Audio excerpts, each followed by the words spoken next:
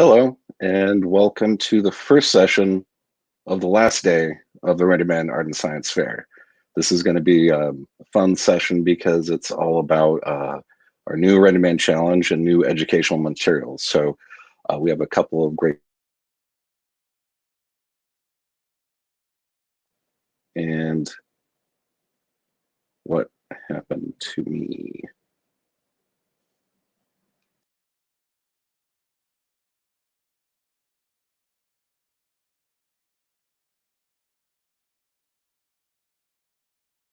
Hello again. The internet decided to boot me off from that session, but I'm back, and I'm going to be introducing Eugene Riecansky all the way from London, England.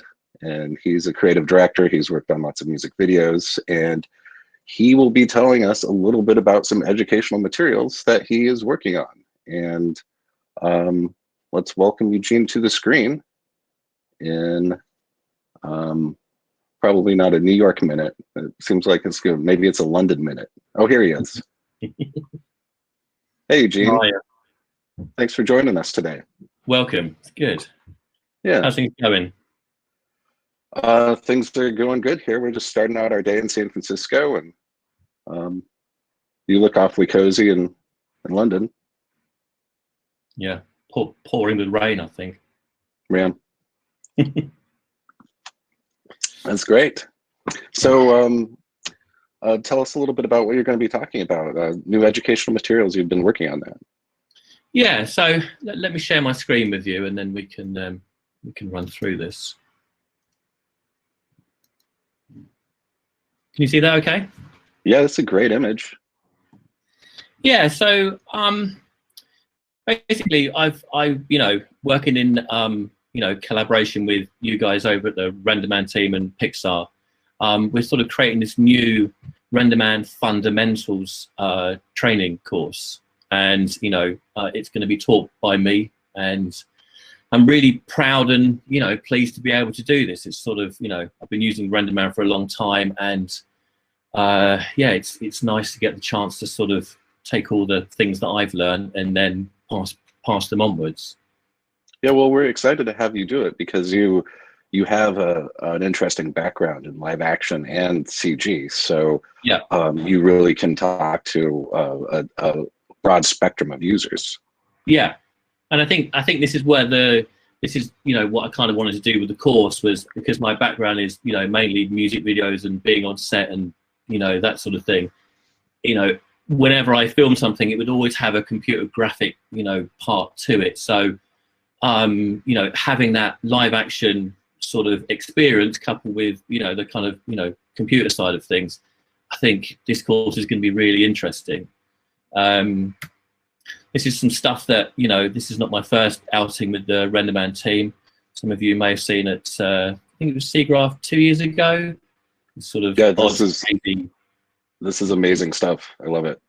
Just odd, crazy RenderMan. Was it RenderMan 22 release? 22, I think. Yeah. Yeah. So, just oddness. And then for those of you who don't sort of haven't seen my work before, this is sort of little sort of pieces. I've worked with the Prodigy for a long time and done tour visuals for Madonna and car commercials and film titles and just a whole host of sort of stuff. Very different from what we do at Pixar.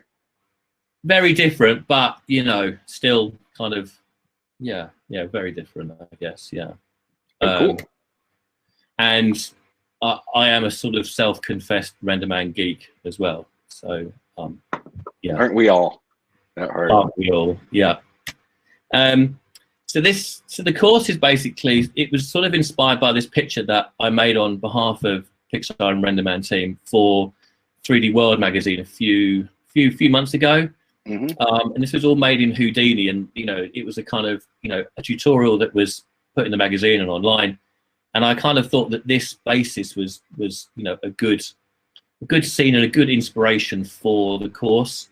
This idea of being on set and this kind of meta play of you can see behind the scenes of the fundamental course by looking at this fake kind of film set kind of thing. And people will have access to this actual scene as well when they're using the course. Sure. Yeah, they've seen it, and I've seen it. I think you guys have been using it in the demos you were doing yesterday as well for Katana and a few other bits and pieces. So yeah, it's a perfect scene. Yeah, this scene is all ready to go. So the goals of the course are effectively to teach you the basic and intermediate RenderMan techniques. But it's also to teach you why you should be pressing the button and why you should be moving the slider. And it's for you to have a more confident understanding of RenderMan, and for you to become a stronger and more creative 3D person, and to kind of explore not only visual effects sort of techniques, but also kind of motion graphics and other kind of creative things that sort of you may not think that RenderMan is sort of widely known for, but it's a incredibly powerful and stylish the pictures that it creates. So it's kind of broadening its user base outwards a bit, and it'll be kept up to date. You guys have been chatting about 24 and llama and all that other sort of stuff. So the goal here is to we're going to release it, and then as more and more tech comes into RenderMan, then this is a course that won't be stale. It'll always keep new things will be added as the things evolve. It'll evolve and grow. Yeah. Yep. So it's split out into sort of 4 main sections, really. First section is sort of getting started, how to install it, and kind of getting you up and running.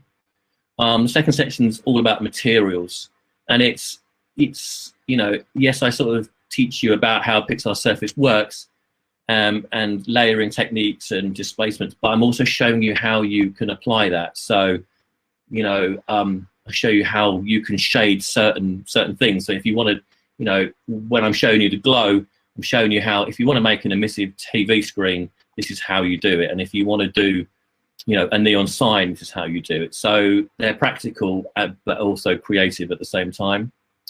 And then we go into lighting and cameras, which, coming from a sort of on-set filming background, I think this is really important. It's not just about throwing lights and cameras around. It's have a look at the real world for reference. And with RenderMan's physically based rendering, those skills from the live action set translate basically directly over into CG now. Yeah, completely. And I think I'm probably going to be banging on about it in the lessons, but scale I think is always important. The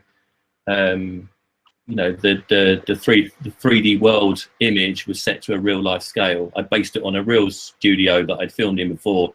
So the infinity curve is exactly the same size. The lights are the same height as what the lights would be in the real world. And so then we get on to rendering. So things like integrators and debugging and denoising and AOVs and, all that good stuff. And these are sort of, I call them creative and inspiring video-based lessons. So I hope you guys do as well. So I try to make the content very modest. Very modest. Well, let's see what everyone thinks of them. But I try to make the content that you're visually working with and looking at as kind of interesting as possible. So it's not just, here's a ball and you can make it shiny. It's like I'm trying to sort of not only teach you, but also inspire you as well. Yeah, having fun's important. Yeah. And again, this is, the two sides here are, it's practical. You're going to learn a lot of stuff, but it's also creative as well. So this real versus stylistic stuff, and yeah, and I think how you can also learn to use RenderMan as your kind of creative weapon for sort of when you're doing pitching and if you need to, things like the preset browser, how you can become faster with your rendering so that when a job or a pitch comes in, you've kind of got all your pieces laid out for you and you can just go, right, okay, well, I don't have to worry about the shades because I've got my preset browser, bosh, and, you can create stuff, faster. Yeah, that's cool. So just touching briefly on, the sections, we're going to be going through, materials. So things like, the Pixar Surface, and then how you can layer them up. And then again, kind of creative uses. So things like, oil and dust and grime and that sort of stuff, and how you can structure that into a layering graph that you can effectively adjust and change and save it in a preset browser and reuse it on lots of different models. And then we're going to look at textures. There's always a little bit of confusion out there about coming from Substance or Megascans or Mari or this or that, and it's like, I'm going to tell you exactly how to plug everything in, so there's no confusion, and it looks as identical between whatever you've textured to come in RenderMan. And then lighting, so where and what to use lights, how to refine them, things like gobos, filters, and blockers. And it's like I've started recently. When I go on set, I take these, tube lights, these Kana flows, and it's like I light with them. Kind of, if you're lighting cars, these tube lights are really interesting. So it's looking at things like how you can use cylinder lights. You might look at it and you might look at it and go, "Oh, that's just a cylinder light," but I'm going to show you how you can use it really interestingly. Things like blockers as well. It's like blockers are used on film sets all the time, and I wonder how many people out there use blockers. So that's really interesting, because the last science fair, I think in the same science fair where we had the Teapot video, Eric Schmidt was talking about kind of applying live action techniques to the digital stage. So this kind of dives right into that too. Yeah, and I think it's just texturing your lights as well. I think so many people just don't bother texturing their lights. They just put a rectangular light in and kind of leave it at that, whereas a real world light has texture and shade to it. So then we go into cameras, so things like practical use and setup, and then sort of things like depth of field and tilt shifting and vignetting, and when to use it and how to use them. And then things like more kind of creative cinematography stuff, like why you should be treating it like a real camera, and how real cameras are used on set, and cameras aren't always straight. Why has a camera got to be perfect? So mastering the camera, and then we're going to break the camera, basically. So try and do some really odd things with it, which will help you think about cameras in a different way, and hopefully next time you create a piece of work, you'll consider the camera more than probably perhaps the last time you did some work with it. So because the CG camera is perfect, right? So you have to know how to make it real by adding. Yeah, well, there's almost anything you can do with it. You can do anything with a CG camera that would be really expensive in the real world, but and then rendering. So things like rendering in the Maya viewport, denoising, AOVs and LPEs, and creative uses for if you have a flickering neon sign, and you probably guess I do a lot of neon signs. But it's like, you can render an on and an off, and you can do the rest in comp. So just these little production tricks and creative things that I've learned. I'm just going to give it all to you in this, So yeah. Cool. And then the buzzword of the day. I know color management is sort of coming in, RenderMan 24, but you can use this now. You don't have to wait till 24. And there's a lot of not confusion, but there's a lot of very technical things on the internet about this subject. But I'm going to tell you exactly how you do it, and it's less technical and more just do this, press that, and then your renders will look infinitely better than they ever did. And once you start using, you'll never go back again. So you're a convert. Yeah, completely. I think it's something for me. It's one of the most, it's the thing that has affected my work, the most in a long time. I think because the results are night and day. And once you see it, you go back to how you used to render, you start to look at it and you just think, well, anyway. And then almost towards the end, this is filters, which is, you know, I put this in because I love display and sample filters. And they're something that I just think not a huge amount of people know about them, but they're really interesting and really kind of creative. And you can do some, you can do some, I'm quite a fan of doing it all in the renderer. You know, I know you can do a lot in the comp, but I'm also a fan of, let's see how good we can do it in the renderer. Yeah. And then I'll fix it later. You know, I'll add a little bit later in the comp. I like a challenge of, okay, this render is going to look as good as I can make it in the, you know, actually in the render. I agree. And then we're going to also touch on volumes as well, and how you can wrangle them and how you can get them to render a bit quicker. Well, beam me up. Beam me up. I think Leif was going to insert a drum roll here. But and we're also going to release a fundamental shader library as well. And these should be ready next week.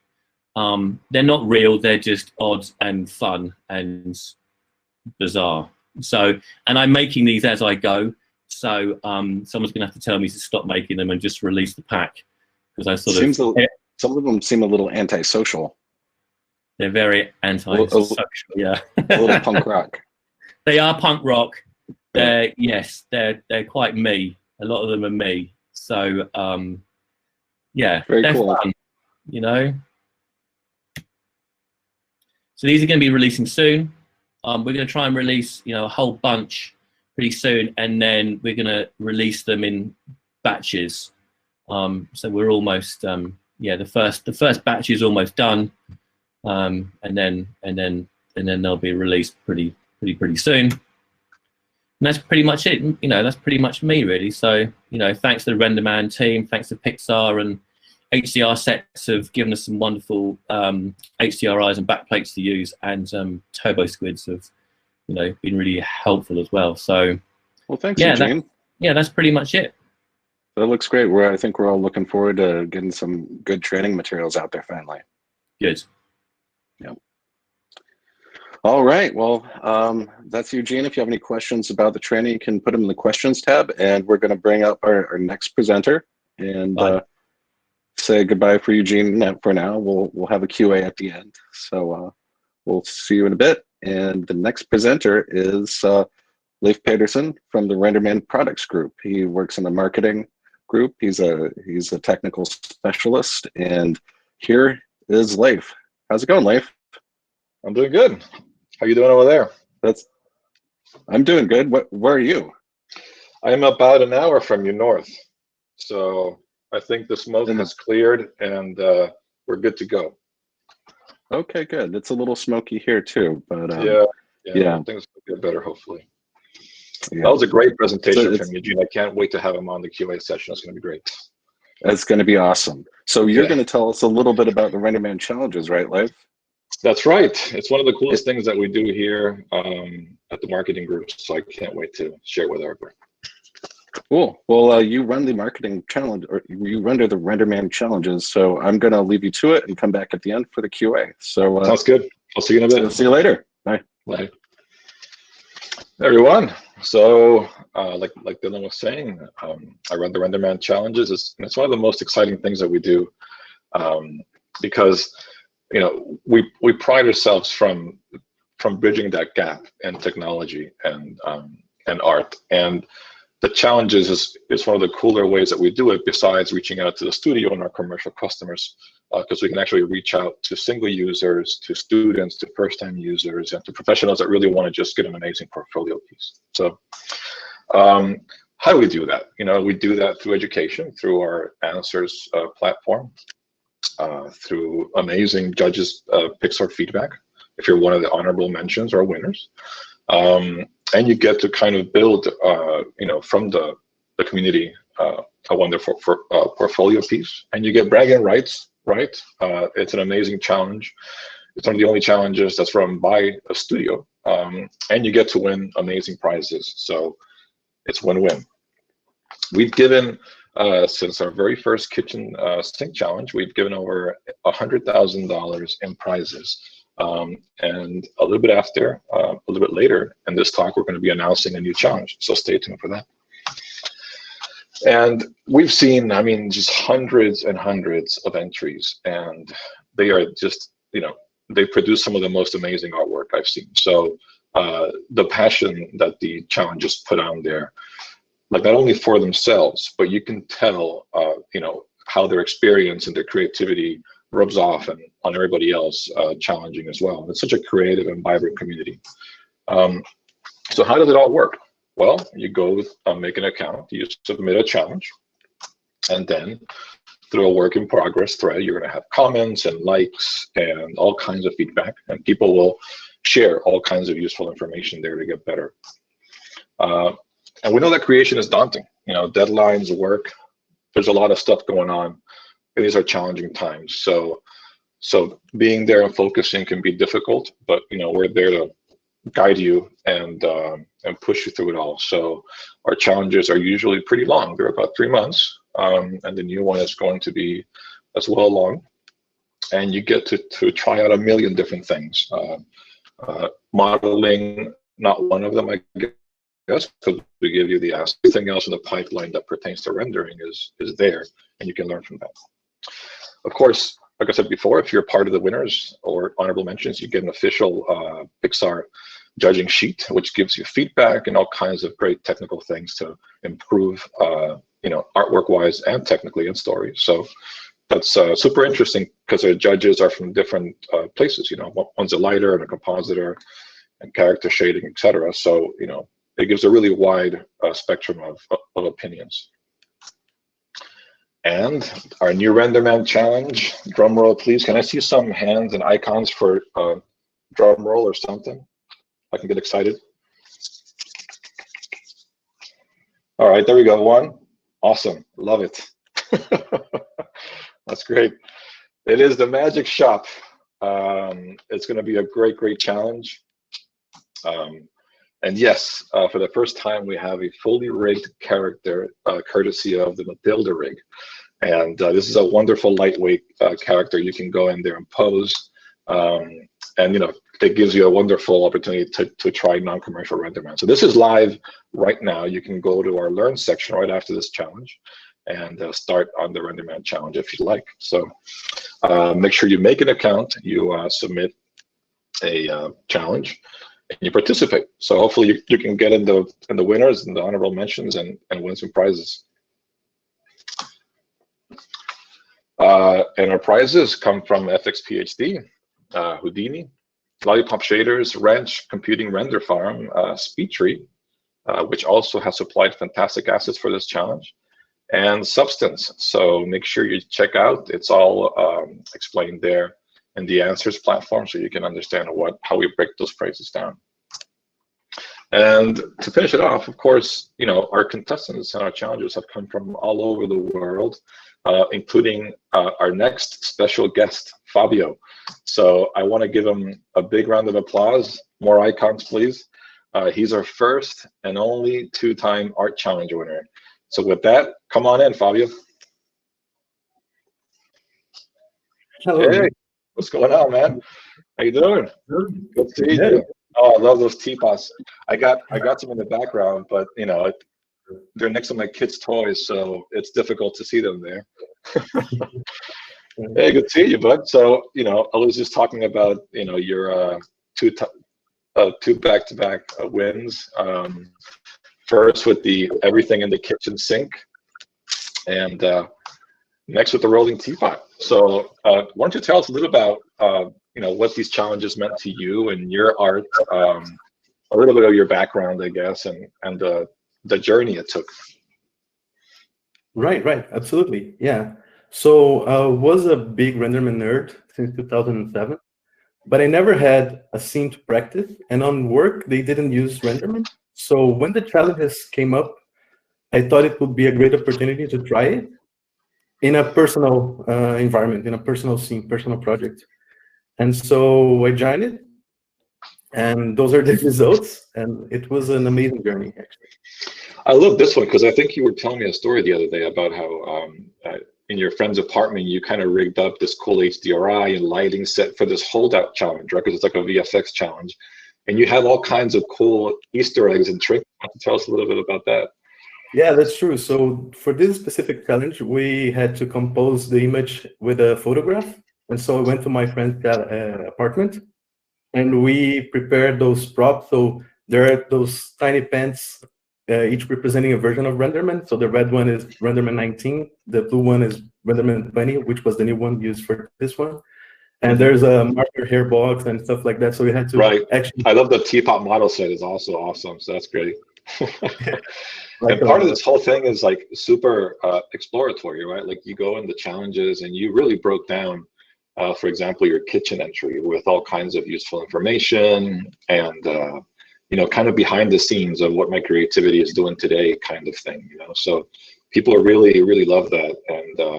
And you not only participate in your own stuff, you were helping others. So it was a wonderful experience, right? That's true, yeah. I always tell people to document every step of the journey. That way you can inspire so many people, and in turn, there's so many people that can see what you're doing and maybe come in with tips and tricks and help you out. So it goes both ways. That's very nice. Right. Yeah. And now you're working in Canada, right? So you were in Brazil for many years, and there somebody reached out to you right after the challenges, is that right? Exactly, yeah. Winning the challenges opened so many doors. So actually, Claire, which was my supervisor at SpongeBob, she saw the kitchen and the teapot on ArtStation and contacted me and invited me to be part of this project. That's brilliant. I mean, it's all you, of course, right? Like people put so much love in these things that, you know, it just shows, you know, and the push that we do and the community does to bring your art forward is just, you know, it's super self-serving because in the end it's your effort, right? Like, why don't you tell us a little bit about tips and tricks of winning? I mean, we've spoken about how the community helps and all that, but, you know, personally, what do you have to do to actually make a winning entry? Exactly. So yeah, I already talked about documenting every step of the process. This is very important. Also, pay a lot of attention to detail. What I did, I actually pretend that I was sitting at a Pixar desk, working awesome. and try to, inspired by the level of detail and care they do in their own films, I was trying to replicate it. It was good to be in that state of mind. And don't be shy to ask, right? Don't be shy to ask questions. That way you can learn a lot. Yeah. That's true. That's wonderful. So in case you don't know, that's what happiness feels like after winning back-to-back. I don't want to. So anyways, just go out and go to the Learn section in our site, and you can click on the challenges there and learn about our current challenge that just launched and our past ones, including all the entries and their work in progress. It's a wonderful opportunity to learn about the past and join in our new ones. So with that, I want to open the panel up for questions and bring on Dylan and Eugene back on stage so we can take some questions. Make sure that you ask all your questions in the questions tab. They get lost sometimes in the chat area, and we have issues getting them, so make sure you ask them there. And we have all kinds of fun polls. I don't know if you've missed those, but they're gonna be good too. Hey guys, welcome back. Hey guys, that was a cool reveal of the challenge. Yeah, it was gonna be a fun one. It was magic. Yeah. Yeah. There you go. So so we have some questions. So I was going to kind of look through the questions and ask you all some questions about from our audience. I think this first one from Judea Kimberly, we could ask all of you. And the question is, what's your favorite technique you've used in your films with RenderMan? So what's your favorite RenderMan technique, just to start off? Me? Glow. Glow? Yeah. I'm slightly addicted to, you know, making things flash with at least frames as I can do, and rendering out, you know, a few passes. Like emissive surfaces and emissive volumes and that sort of thing. Yeah, but also just lights and light paths, and then making things flash in comp, or even in the cut, because then you can chop things to the beat.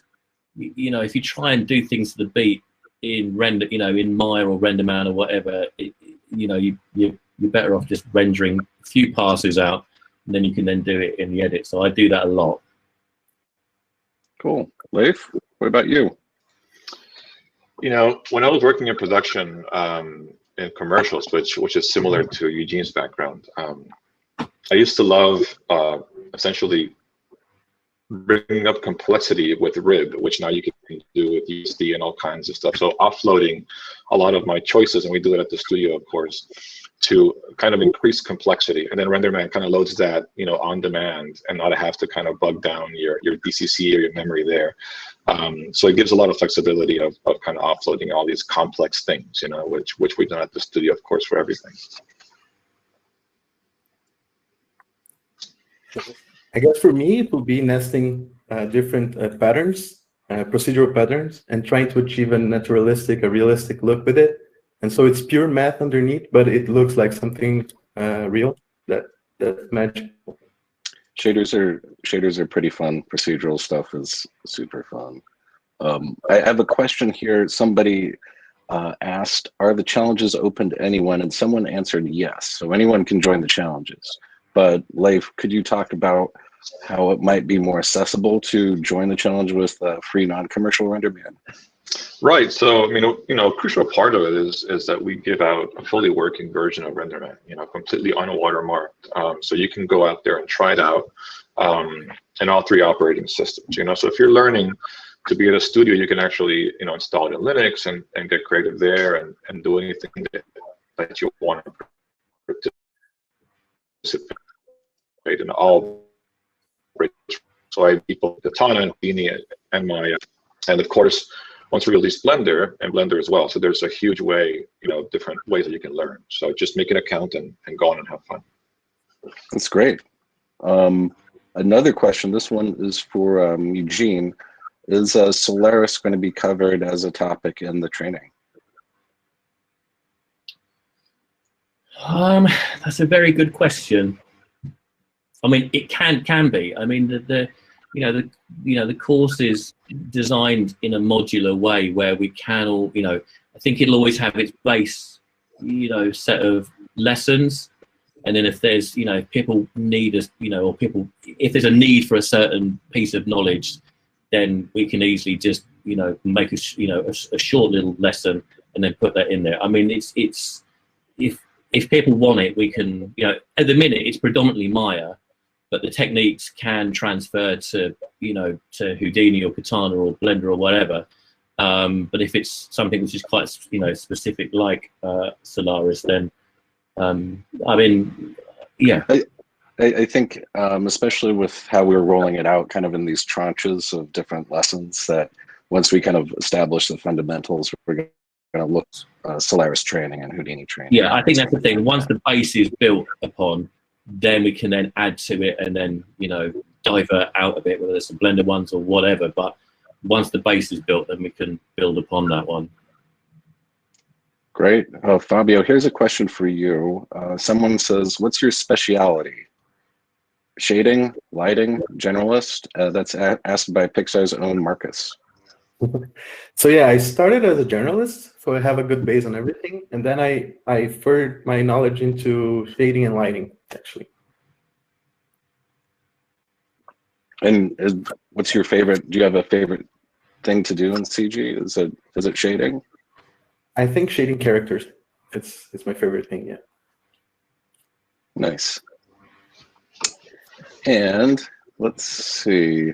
Here's one about the challenge, Leif. It says, how does the magic shop scene work? Is everyone rendering that same exact scene, or do we take assets from it and make our own interpretation of the theme? That's a really good question, and it's actually part of our FAQ because it's really asked a lot. It's one of those things like, do I need to get as complex as the scene, tells me? And the answer is no. You can get a subset of the scene and get creative with that. You can pose Mathilda to do anything creative and cool, and with all kinds of assets. Maybe she's holding a wand and she's in a corner with the bike, and you don't have to render everything else if that's what your story calls for. So you can definitely tweak it to available resources, render time, and your personal time. So, so go in there and change it. You can also add new support models, plans, anything you want, as long as the main models are the main driver of the story, essentially. But anything else is fair game.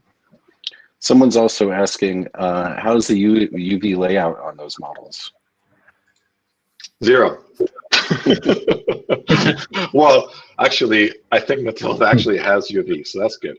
But all the other assets are going to be up to you to UV.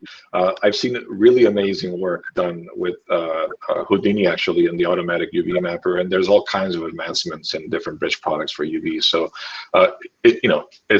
it's a bit of a show, of course. It's probably the least entertaining, although I find it, relaxing. But there are all kinds of new ways of doing it now. So, I think that's why they call it a challenge, right? That's it. It's a challenge. Yeah. Challenge of patience too. Eugene, there's been a couple questions about when and where this challenge, or when and where the educational materials will be available online. Well, I think we're hoping to release a whole bunch in the next week or two. I mean, you'll get them from the RenderMan.Pixar website. They'll all be there basically. So we have a training section on RenderMan.Pixar.com. Yes. We're gonna put those. Yeah. And a lot of them are quite small bite size. I mean, I'm trying to make them as short as I can do to make them, so you don't get too, overwhelmed with certain pieces. So if there's a specific little subject you want to know about, you can just dive straight back into that certain thing. But I'm hoping within the next week or two for sure, and it'll be on the RenderMan website. And when we launch, right, they're going to be free. And when we launch, they're going to be available. Like the scene itself is going to be available, right? So as you're waiting for these for these educational materials, you can actually download and dissect the scene and learn that way as well, right? So it's a really cool way to learn. Yeah. And Eugene, a follow-up. It's not even a question, but it says, Eugene, great poster behind We Live Forever. So a little shout out on your home decor. It's signed as well, by the way. Oh. Fancy. Yeah. Well. We have another question about the challenge, Leif, for you. And someone says, Lisa says, I'm holding an event for students K through 16 on September 26th. Would it be permissible to have students participate in this challenge? Sure, anyone can participate. We've had, I think, last time, although he didn't finish, he probably had schoolwork, but we had, I think, a 13-year-old participate. And he got pretty far with it. He actually downloaded and shaded these models and was doing some pretty cool stuff. So anyone can jump in and learn, and we're there to help people from all ages, of course. And here's one from another RenderMan Challenge winner, Jeremy Heinz, and it's for Fabio. He says, I'm a big fan. What's your next project endeavor? Perhaps going for a three-peat. I didn't even know that was a word. I don't think, I'm not sure, but I don't think I'm able to join the challenges anymore, right? You're banned forever. You're banned. Unless someone wins back-to-back, then you can come out to fight your throne. Yeah, we can have the top RenderMan Challenge winners. Yeah, that'll be an awesome one. Head to head. Yeah, head to head. Live as well. Like 4 hours to make the best image. And how about non challenge? Are you doing anything personal right now? It saw like you had some cool alien work or some head that you were working on, Fabio. Yeah, I've been studying a lot. I'm not very sure about posting it online yet, but yeah, just studying for fun. If it looks good, I'll post it online. Let's see. See, that's the rod for your own back now. You see, you're too frightened just to release work. You gotta. Now You just gotta let it go and move on. Once you're the king, it's too much to lose, you know. Yeah, so. it's yeah. I think you'll be fine. One question for all of you. Erman asks, how did you get started in RenderMan? Let's start with Fabio this time. Wow. Yeah. So I was working at a place in 2004, and they hired a guy to show us RenderMan. And he has worked on some productions outside. And I was like, this is amazing. I have to learn this. But I was only an intern at the time, and I couldn't have access to it exactly.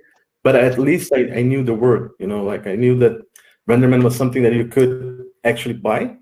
And so that's what I did. I bought it and started learning it. Great. Leif?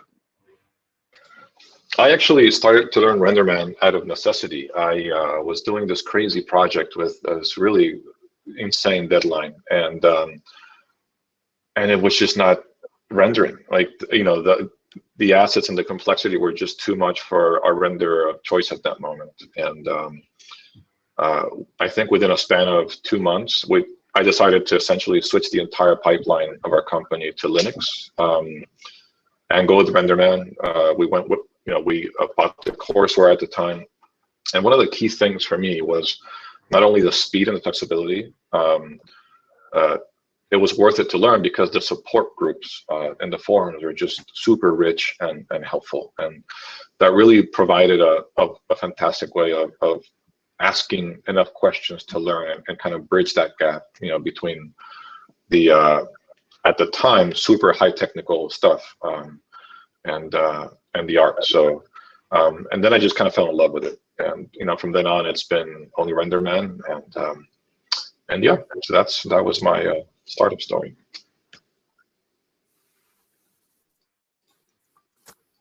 And Eugene? I applied for well, let me show my age. I'm 49. I applied for a job in 1992, and it was like a design job. And the guy who owned the company, he said, I think this is running in Strata Studio 3D or something. And the guy said, can you model a car? And well, I couldn't model anything, so I modeled a pencil. And I think I rendered it in RenderMan. It was on an old Macintosh computer, and I'm sure it had RenderMan installed on it. And I just think, you know, actually, I need to put a pencil here in my course. Actually, that's a good idea.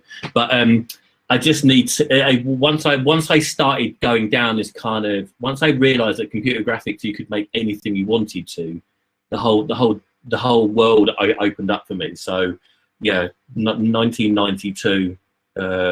And I've still got the book that I used to read as well on the bus on the way home about RenderMan and ray tracing. So thanks for that question. That's old school. That's what they call it. That is old school. If someone, yeah. I think I have done a talk in the past where I found the Strata Studio Pro like login. I remember Strata Studio. Yeah. I think that's what it's called, right? Yeah, I think we're old fogies, technically. All right. You get wiser with age. You have to be somebody, right? Yeah, I don't know why. So one last question for everybody, and I think this is a kind of an interesting question. And maybe let Leif kick this off, but questions from Miriam, and the question is, I'm an animation student interested in RenderMan! ! How beneficial would it be for me? And I think in the context of some of the recent developments with live rendering in the last few years, maybe what's your take on that, Leif? That's super interesting because, you know, there's a couple of things aligning kind of particularly well for animation.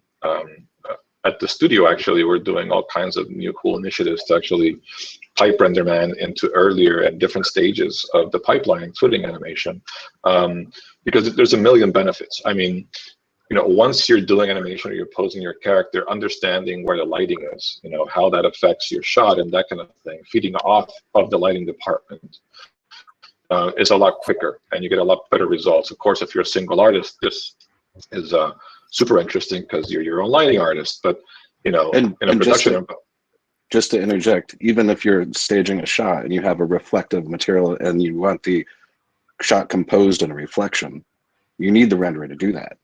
Exactly. Or things like, things like basic that you would think that, are no-brainers, but things like motion, you need to see how your motion blur is working within the shot, if it's actually working, if it's breaking. Maybe you have a gimbal lock or something that doesn't really show in the animation itself, but it is in the curves, and that complete flip does give you a broken motion blur. So you can actually catch technical issues, much earlier in the pipeline, which of course is beneficial. And from a challenge standpoint, we're just launching one with an animated character rig. So I mean, it's a perfect time if you're an animator to go out there and give it a shot. So.